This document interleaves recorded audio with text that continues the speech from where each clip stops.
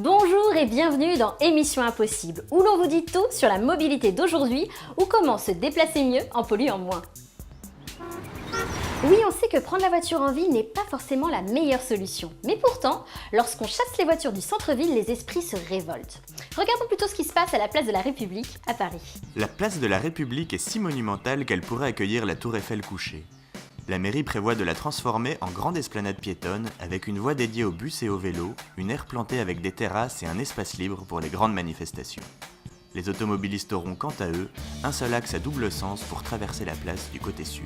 C'est en fait un grand carrefour routier avec un très grand espace central qui est un espace important pour Paris, surtout pour ces quartiers qui sont très denses, mais qui ne vit pas, qui n'est pas occupé, qui est un peu désuet, un peu dégradé. La place de la République, c'est déjà effectivement un nœud d'échange très important qui aujourd'hui laisse une place très largement surdimensionnée à la voiture. Quel que soit le nombre, et il est très important, de véhicules qui passent, c'est le seul endroit qui soit encore fluide au centre de Paris. Il y a un ensemble suffisamment important de gens, usagers de Paris, qui ont besoin à tout prix d'avoir un véhicule à moteur. On est en permanence menacé par des flux, surtout si on veut se réorienter quand on est en vélo. Les piétons, c'est très difficile, les traversées piétonnes pour accéder des rives vers le terre-plein sont très désagréables, très longues et très pénibles, ce qui fait qu'en pratique, personne ne vient sur le terre-plein.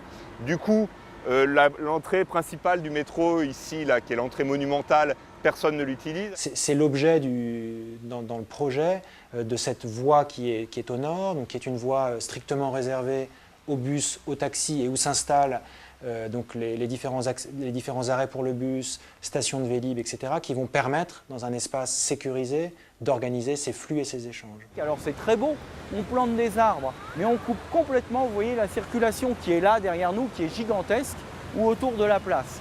Tout ça va se reporter, évidemment, sur les rues alentours, sur le canal Saint-Martin, etc., en provoquant de la pollution et des embouteillages permanents. Depuis 2001, la circulation automobile diminue à Paris, tous les ans, petit à petit, et donc les 15% normalement devraient être globalement absorbés sans difficulté par cette réduction naturelle des circulations automobiles dans Paris. Mieux vaut être seul que mal accompagné, dit le proverbe. Pas si sûr. En tout cas, à Los Angeles, on va plus loin et plus vite à deux. C'est beau, non ? Rien de vraiment glamour en fait. C'est seulement que certaines voies rapides sont réservées aux voitures qui transportent au moins 2 personnes. En Virginie du Nord, il y a même des points de rendez-vous où les automobilistes voyageant seuls récupèrent des passagers qui font le même trajet. Cette sorte de covoiturage / autostop s'appelle le slugging. On vient pêcher son compagnon de route, les automobilistes peuvent ainsi emprunter la voie rapide, les passagers improvisés voyagent gratuitement et le trafic diminue. Depuis que le système a été mis en place dans les années 1970, des petits malins installent des poupées gonflables à la place du copilote. Mais attention à l'infraction, hein. Depuis 2005, le Royaume-Uni a installé des radars capables de repérer les mannequins. Monsieur l'agent, je vous jure, c'est bien ma femme. Patou chez la diagonale. C'est le nom donné à l'artère principale de Barcelone et 79% des citoyens sont contre son réaménagement. Le projet municipal prévoyait de réduire 80% du trafic, de prolonger le tramway et d'élargir les espaces piétons.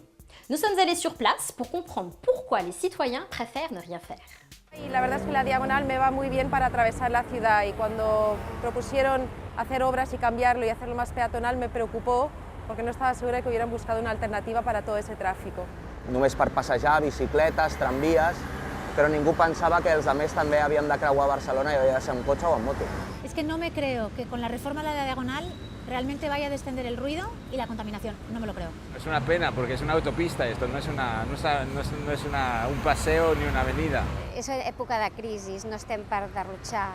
A mí el tranvía me parece un poco lento y tosco y además se ha visto que ha habido algunos accidentes, no estoy segura. Et vous, qu'est-ce que vous en pensez ? Faut-il donner plus de place aux piétons, aux voitures, aux cyclistes ? Exprimez-vous sur ecomobilité.tv. Votre avis nous intéresse.